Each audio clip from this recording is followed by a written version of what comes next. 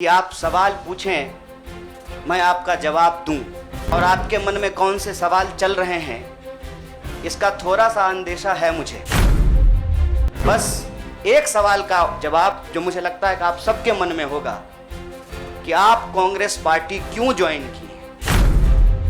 मैं कांग्रेस पार्टी इसलिए ज्वाइन कर रहा हूं कि आप अपने दुश्मन का चुनाव कीजिए। जोर दे करके बोल रहा हूं लोकतांत्रिक पार्टी, ताकि आप लोग परिवारवाद पे सवाल जरूर कीजिए। देश के लाखों करोड़ों नौजवानों को यह लगने लगा है कि अगर कांग्रेस नहीं बचा तो देश नहीं बचेगा। आज इस देश को गांधी की एकता की जरूरत है। व्यक्ति को कुचल सकते हैं, विचारों को नहीं। आप बम और पिस्तौल से कभी इनकलाब नहीं ला सकते हैं। और इस भारतीय होने के इतिहास को अपने आप में यदि कोई समेटे हुए है तो देश की सबसे पुरानी पार्टी है। इस संवाददाता सम्मेलन में आए हुए मैं अपने सभी पत्रकार साथियों का, और मैं देख रहा हूं कि कुछ ऐसे दोस्त भी हैं जगह की कमी के चलते कमरे में आ नहीं पाए हैं, लेकिन सुन रहे हैं बाहर खिड़कियों से। मैं आप सबका स्वागत करता हूं और मंच पर उपस्थित एआईसीसी ऑर्गेनाइजेशन के जनरल सेक्रेटरी वेणु जी, जनरल सेक्रेटरी सुरजेवाला जी, एससी डिपार्टमेंट के चेयरमैन नितिन राउत जी, बिहार के प्रभारी भक्तचरण दास जी, बिहार के अध्यक्ष मदन मोहन झा जी और कांग्रेस पार्टी के ट्रेजरर पवन बंसल जी, हमारे युवा साथी और गुजरात कांग्रेस के वर्किंग प्रेसिडेंट भाई हार्दिक पटेल जी, और हमारे आंदोलन में कदम से कदम मिलाकर हर घड़ी हमारा साथ देने वाले हमारे साथी बडगाम से निर्दलीय विधायक साथी जिग्नेश मेवानी जी, मैं आप सबका आभार व्यक्त करता हूं। और मैं अपने पत्रकार साथियों से कुछ चीज़ों को लेकर मुखातिब हूँ। उससे पहले आज ये एक ऐतिहासिक दिन है। आज शहीद आज़म भगत सिंह की जयंती है। लोग शहीद होते हैं, भगत सिंह शहीद आज़म हैं। शहीद आज़म इसलिए हैं कि आज हम लोग जहाँ माल्यार्पण करने के लिए गए थे, शहीद पार्क, वो शहीद पार्क एक ऐतिहासिक पार्क है। वो हिस्सा है फिरोज शाह कोटला फोर्ट का, जहाँ पर चंद्रशेखर आज़ाद जी की अध्यक्षता में हिंदुस्तान रिपब्लिकन आर्मी की गुप्त मीटिंग हो रही थी। अंग्रेज़ों के ज़माने में क्रांतिकारी छुपकर मीटिंग किया करते थे। नौजवान तरुण भगत सिंह एक प्रपोजल लेकर के आए कि हिंदुस्तान रिपब्लिकन आर्मी का नाम अब हिंदुस्तान सोशलिस्ट रिपब्लिकन आर्मी होना चाहिए।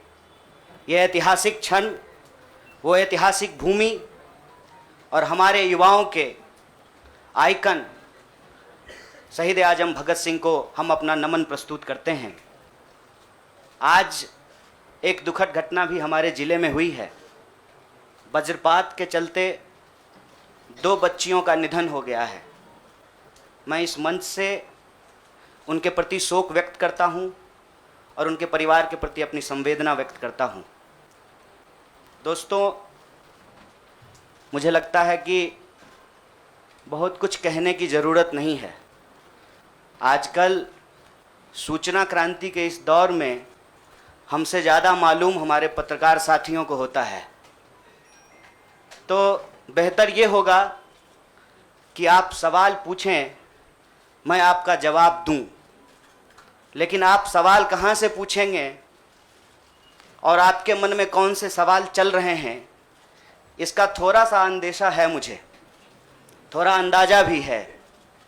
सबसे पहले मैं आपको बधाई देना चाहता हूं कि आपने पत्रकारिता की उस मिसाल को जिंदा रखा है कि कम से कम विपक्ष से तो सवाल करते हैं ना, ताकि इस देश को याद रहे कि पत्रकारों का काम है सवाल पूछना। तो मैं आपके हर सवाल का जवाब दूंगा। जितना सवाल आप पूछना चाहते हैं पूछिएगा, बारी बारी से पूछिएगा, सारे सवालों का जवाब दूंगा। बस एक सवाल का जवाब जो मुझे लगता है कि आप सबके मन में होगा कि आप कांग्रेस पार्टी क्यों ज्वाइन किए हैं, उस सवाल का जवाब दे करके मैं हमारे जो अध्यक्ष हैं उनकी तरफ मुखातिब होऊंगा, माइक उनको समर्पित करूंगा।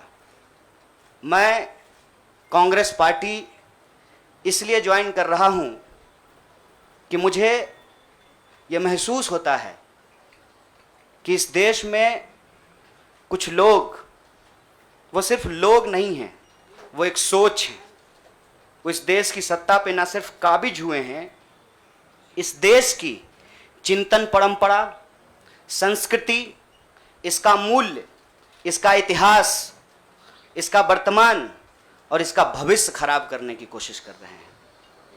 वो जो सोच है, उस सोच के बारे में आप अपने आप समझ जाएंगे, क्योंकि कहीं मैंने पढ़ा था कि आप अपने दुश्मन का चुनाव कीजिए, अपने विपक्ष का चुनाव कीजिए, दोस्त अपने आप बन जाएंगे। तो हमने ये चुनाव किया है। हम इस देश की सबसे पुरानी पार्टी, सबसे लोकतांत्रिक पार्टी, मैं जोर दे करके बोल रहा हूं लोकतांत्रिक पार्टी, ताकि आप लोग परिवारवाद पे सवाल जरूर कीजिएगा। लोकतांत्रिक पार्टी में हम इसलिए शामिल होना चाहते हैं कि हमको लगता है, और सिर्फ हमको नहीं लगता है, इस देश के लाखों करोड़ों नौजवानों को ये लगने लगा है कि अगर कांग्रेस नहीं बचा तो देश नहीं बचेगा। और ये बात मैं आपको स्पष्ट कर देता हूं, देश में प्रधानमंत्री अब भी हैं, देश में प्रधानमंत्री इससे पहले भी थे, देश में आगे भी प्रधानमंत्री होते रहेंगे।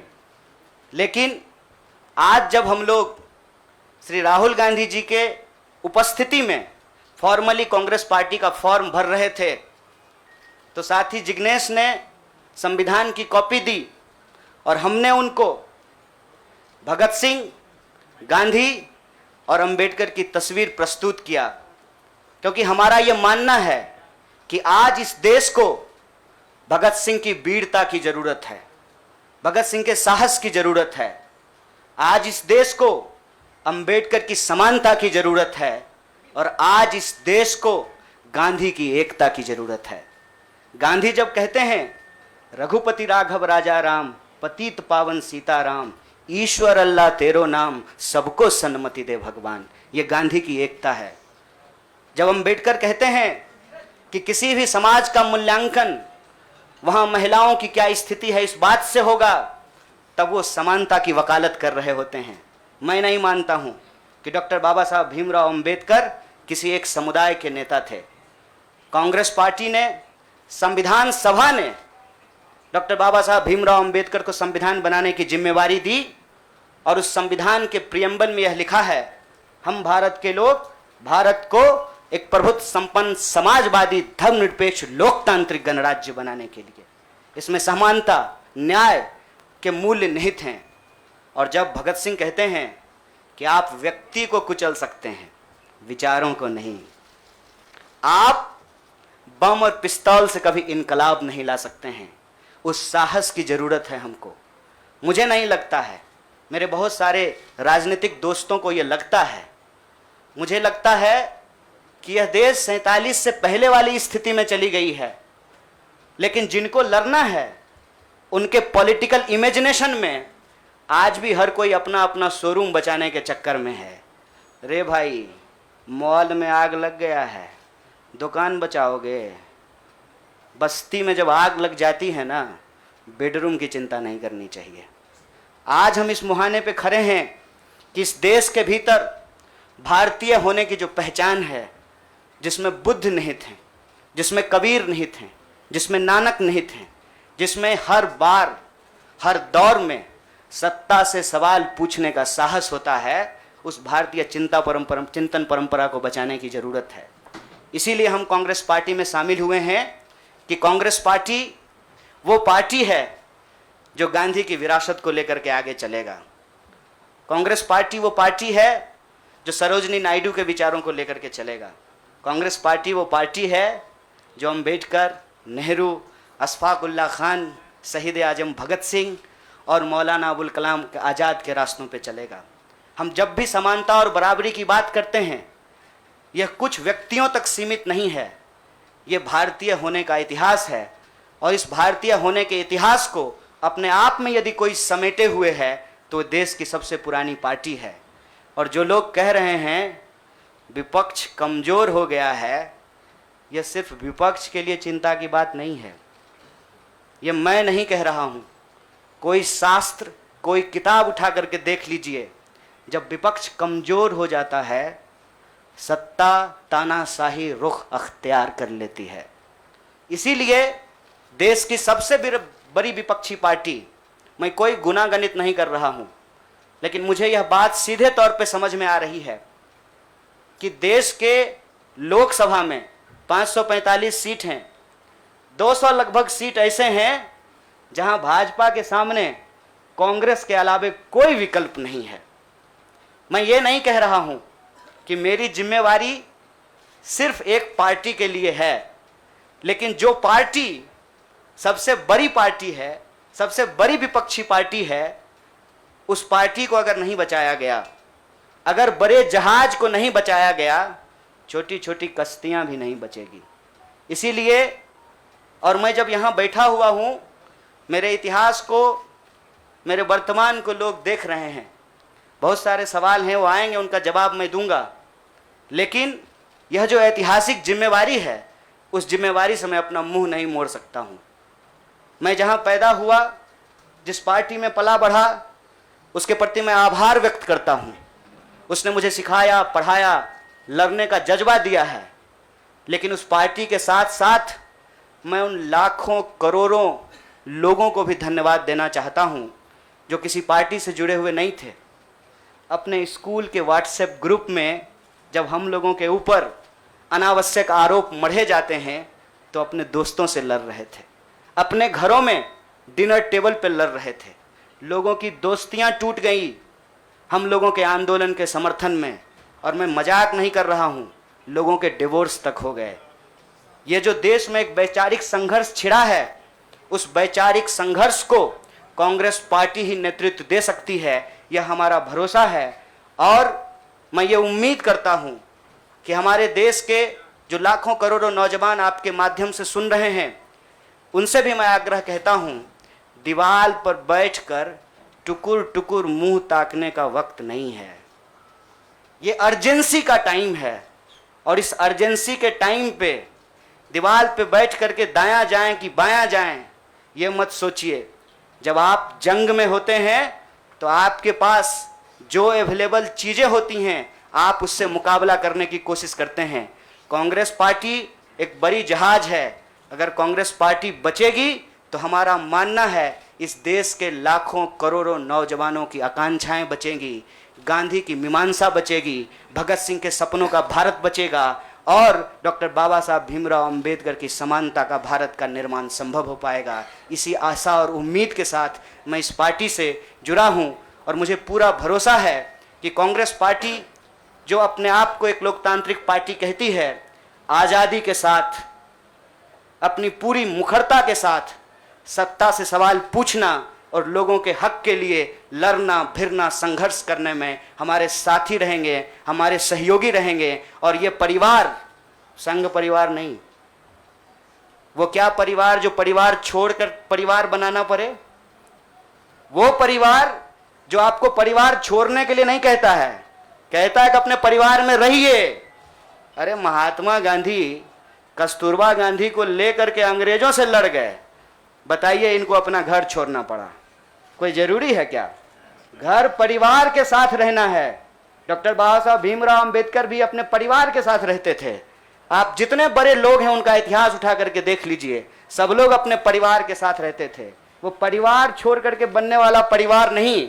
न्याय, बराबरी और संघर्ष के लिए इस परिवार में मैं शामिल हुआ हूं। सभी सदस्यों के प्रति, देश के अंदर फैले हुए लाखों करोड़ों कार्यकर्ताओं को अपना आभार व्यक्त करता हूं। बहुत बहुत शुक्रिया, बहुत बहुत धन्यवाद। शुक्रिया। मैं अब जिग्नेश भाई से प्रार्थना करूंगा कि वो अपनी बात कहेंगे। जिग्नेश जी आ जाएगा।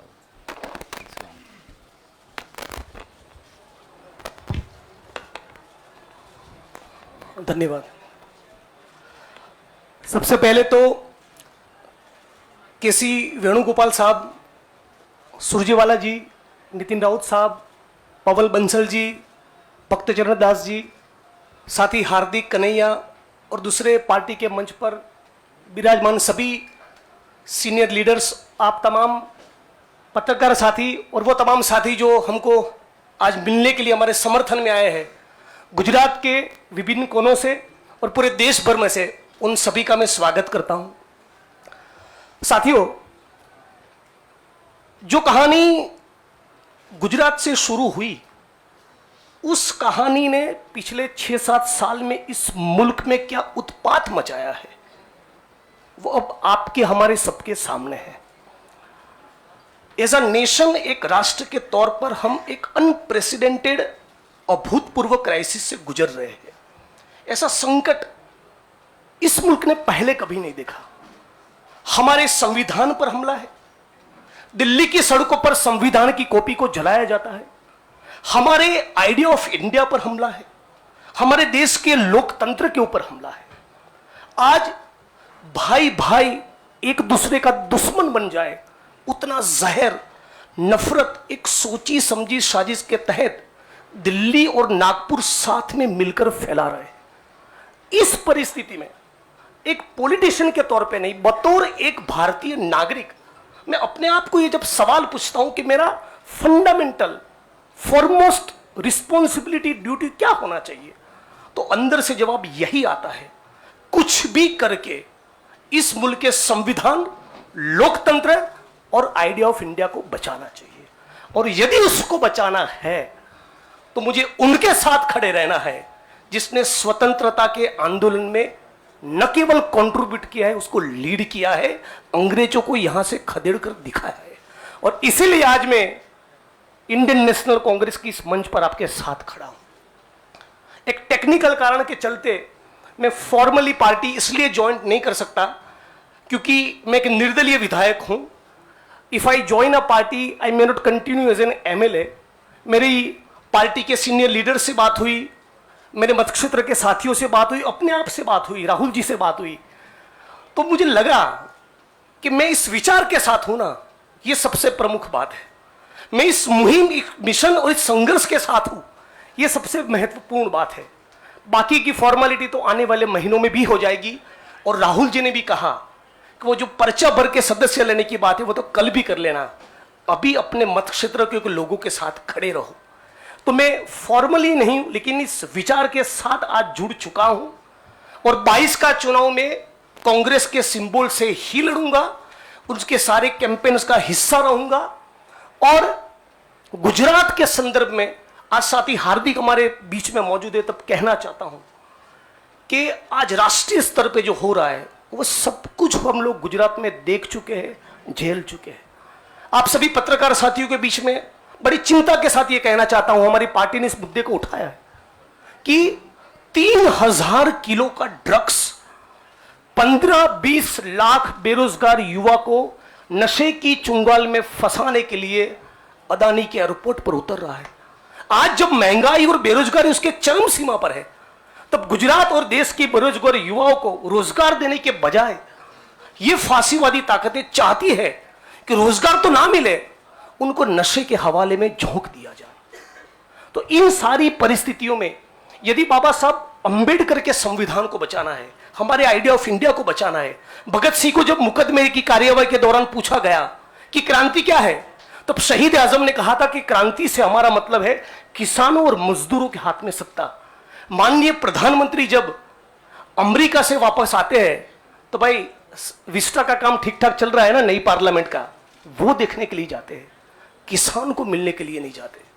तो किसान हो, मजदूर हो, दलित हो, आदिवासी हो, महिलाएं हो, सबके ऊपर एक जो अनप्रेसिडेंटेड हमला है, इसको रोकने के लिए मैं भारत की जनता को, भारत के 21 करोड़ दलितों को और सारे लाखों करोड़ों युवाओं को अपील करता हूं, सेंस ऑफ अर्जेंसी के साथ, अभी वक्त नहीं है, कूद पड़िए, एक नया आंदोलन छिड़ने वाला है।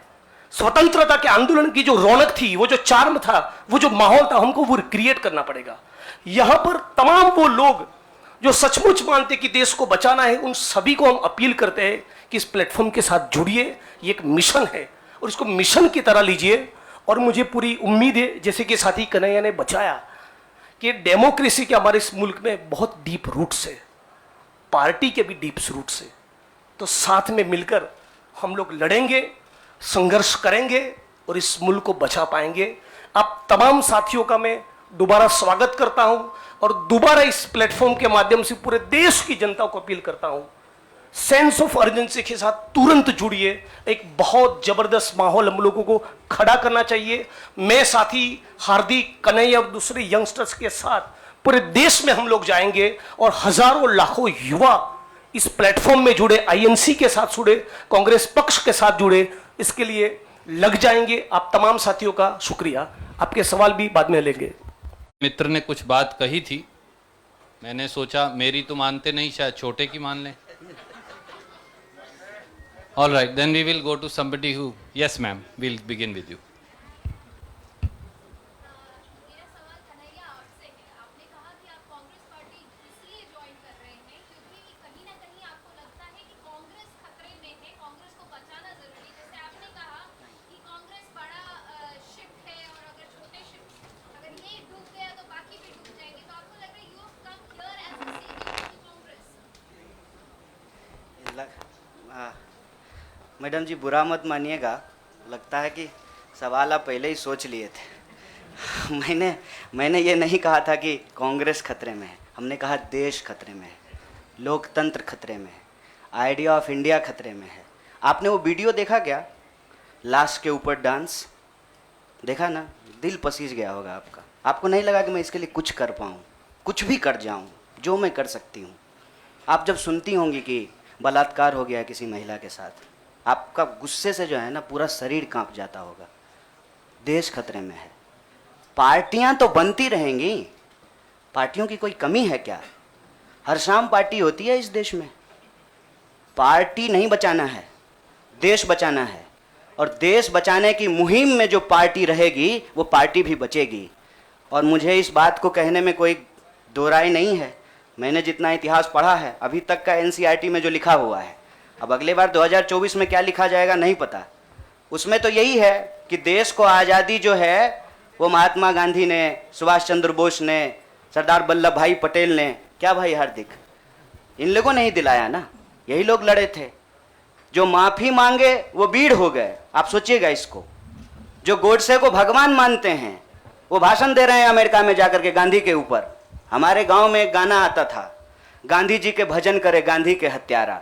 कितना अजीब लगता होगा आपको। देखिएगा वो फोटो जब हमारे देश के प्रधानमंत्री गांधी पे माल्यार्पण करते हैं।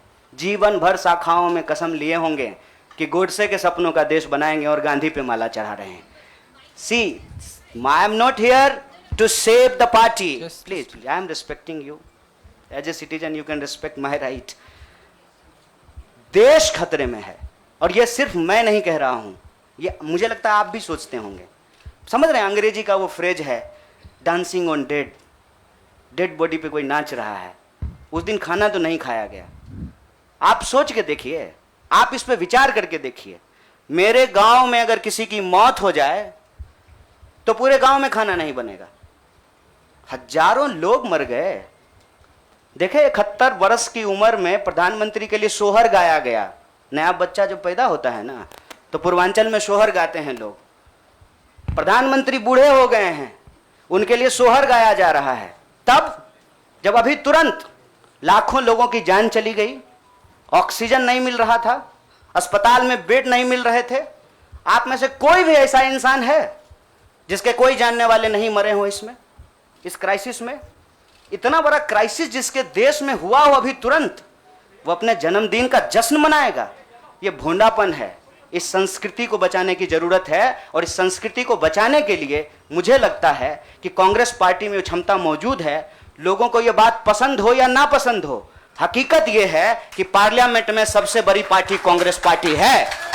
इसीलिए इस पार्टी को यह जिम्मेवारी लेनी पड़ेगी और उस जिम्मेवारी को संभालने के लिए मैं यहां आया हूं। Thank you news nation. I'll come to you. मेरा सवाल यह है कि भारतीय जनता पार्टी ने बड़ा आरोप आप पे लगाया है, कांग्रेस पार्टी पे जनता पार्टी का आरोप को कौन पूछता है? आपका कोई आरोप है मेरे ऊपर? भारतीय जनता पार्टी को मैं सीरियसली नहीं लेता हूं। आपका कोई आरोप है? आप सवाल पूछिए। साहब, जो साथी पीछे खड़े हैं, थोड़ा आप शांति का दान दीजिए प्लीज। अरे भैया प्लीज, दुबे जी आप पूछिए please, ask your question quickly.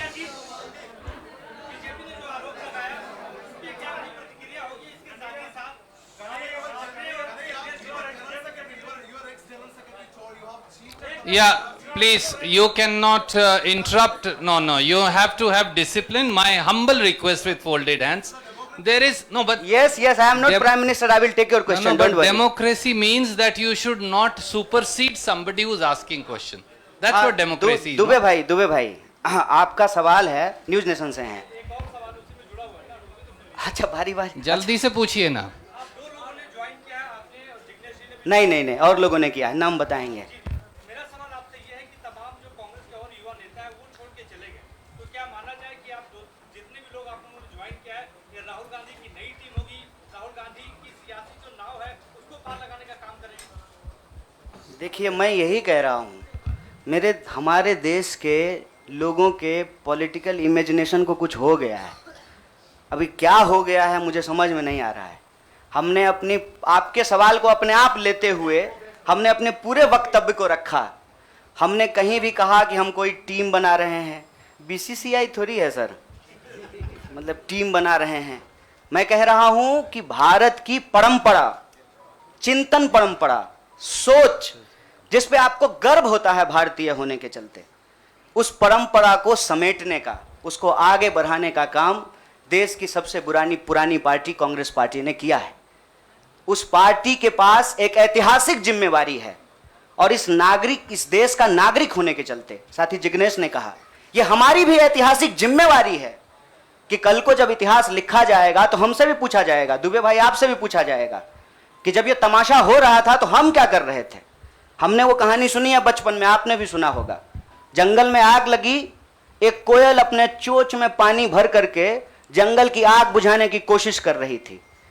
जंगल की आग नहीं बुझी, या बुझनी होगी बुझ जाएगी। कम से कम कोयल का वह ऐतिहासिक प्रयास जो है वो इतिहास याद रखेगा।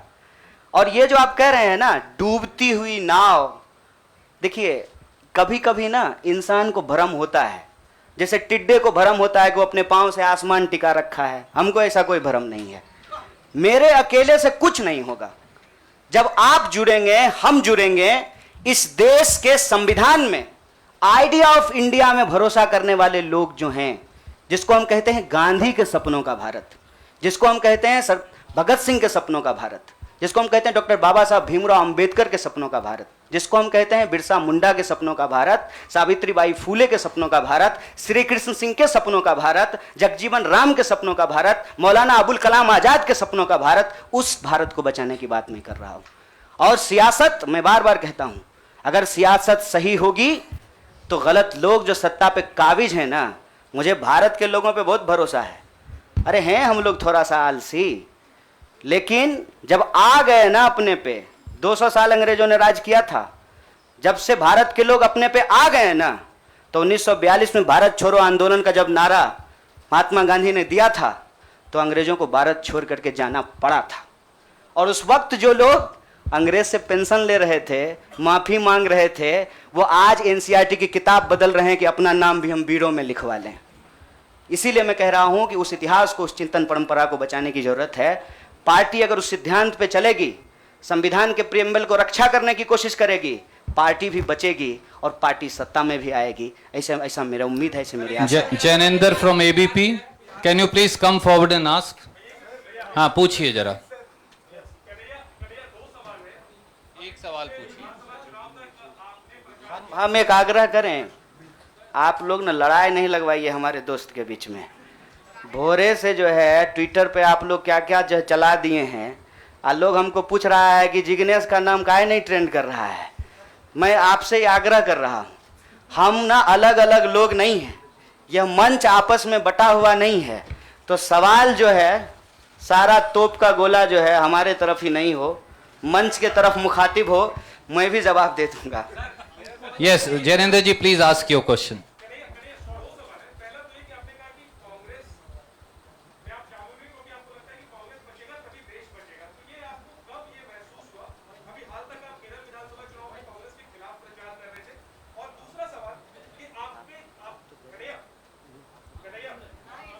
हाँ, सुन रहे हैं। दूसरा सवाल ये कि आपको लेफ्ट के भविष्य के चेहरे के तौर पर देखा जा रहा था और जब आप कांग्रेस पे आ गए, आपको क्या लगता है भारत की राजनीति में फिलहाल क्या लेफ्ट अप्रासंगिक हो गई है? मैं चाहता हूँ दोनों पे डिटेल करें। बड़ा जैनेंद्र भाई बड़ा वैचारिक सवाल पूछे हैं। बहुत बहुत शुक्रिया जैनेंद्र भाई। एक तो देखिए, हमारी जो ये नई पार्टी है, इस पार्टी के जो संगठन के महासचिव हैं वो केरल से ही हैं। इनसे आप चाहें तो अकेले में भी पूछ लीजिएगा, कांग्रेस पार्टी के खिलाफ हमने एक शब्द नहीं बोला था। हम कांग्रेस पार्टी के खिलाफ भी बोले हैं, लेकिन केरल के विधानसभा चुनाव में नहीं, जेएनयू के प्रेसिडेंशियल स्पीच में बोले थे। देखिए, हमको हमारा इतिहास पता है और हम यही कहते हैं, इतिहास को तोड़ा और मरोड़ा नहीं जा सकता है। इतिहास इतिहास होता है। इतिहास कोई कागज पे लिखे हुए शब्द होते हैं कि आप उसको जो है इरेजर से मिटा दीजिएगा। केरल के विधानसभा चुनाव में कांग्रेस पार्टी के खिलाफ नहीं बोले थे। आपने पूछा कि कब इसको आपको ऐसा महसूस हुआ। देखिए, महसूस तो मुझे राजनीति में आए हुए 18 साल हो गए हैं और मैंने हमेशा ये महसूस किया कि कहीं ना कहीं इस देश की जो राजनीतिक विरासत है वो भटक गई है।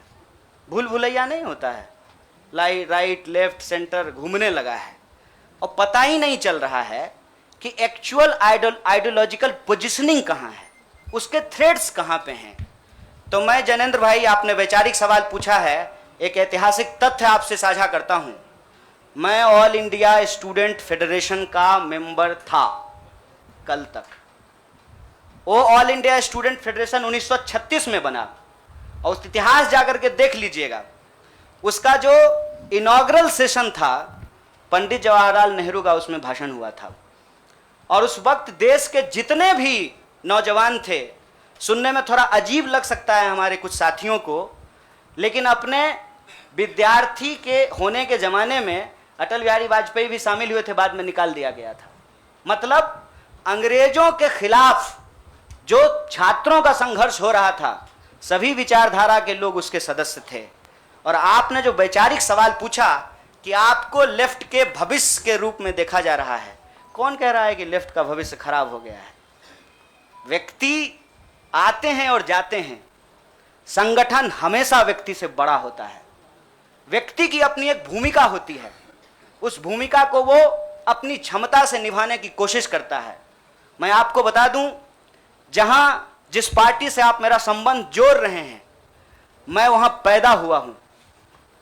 मेरे भीतर सोचने, समझने, लड़ने की जो क्षमता है, यह उसके ट्रेनिंग का हिस्सा है और मुझे इस बात का गर्व है।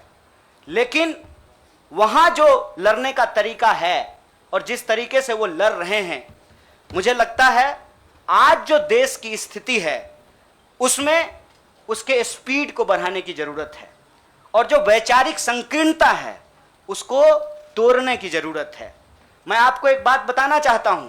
मैं अपने कई साथियों से पूछा कि क्या भगत सिंह की जयंती देश के सभी संगठनों को नहीं मनाना चाहिए, और क्या गांधी की तस्वीर सभी संगठनों के कार्यालय में नहीं होना चाहिए? ये हमारा इतिहास है, ये हमारी विरासत है। कुछ लोग बहुत चालाकी से विचारधारा की खोल में यह जो हमारी ऐतिहासिक विरासत और परंपरा है, इसको आपस में उलझाने की कोशिश करते हैं। एक बड़ा पॉपुलर डिबेट है मीडियम और मीन्स का, साध और साधन का, हिंसा और अहिंसा का। तो मैं आपके सामने इस सदन के समक्ष यह बात कहता हूं, जब भगत सिंह कहते हैं कि बम और पिस्तौल इनकलाब नहीं ला सकता है, मतलब भगत सिंह हिंसा का निषेध कर रहे हैं, वायलेंस को निगेट कर रहे हैं। और जब बापू कहते हैं, महात्मा गांधी कहते हैं करो या मरो, मतलब वो व्यक्ति के ऊपर होने वाली हिंसा को स्वीकार कर रहे हैं और अहिंसा को निगेट कर रहे हैं। देश की अर्जेंसी क्या है, इस बात को समझिए।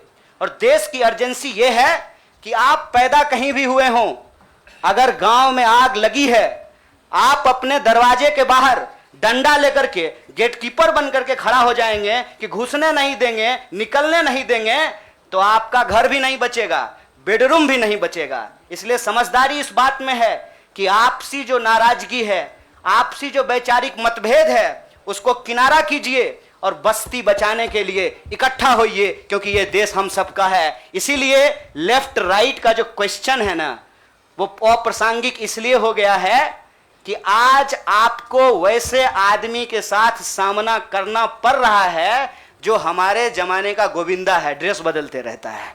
इसीलिए इस वैचारिक भ्रम में नहीं पड़िए, देश बचाइए, संविधान बचाइए, यही हमारा लक्ष्य है।